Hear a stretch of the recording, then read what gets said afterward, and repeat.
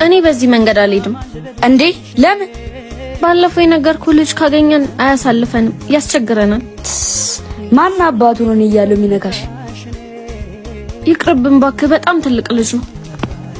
የወንድ ትንሽ አለው እንዴ? ኧረ እኔ አለው ይሻላል።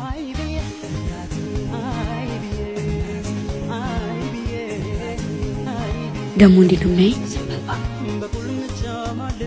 አቺ ነስቲ አታ ምንድነው ሆቴ ነው የምትላት?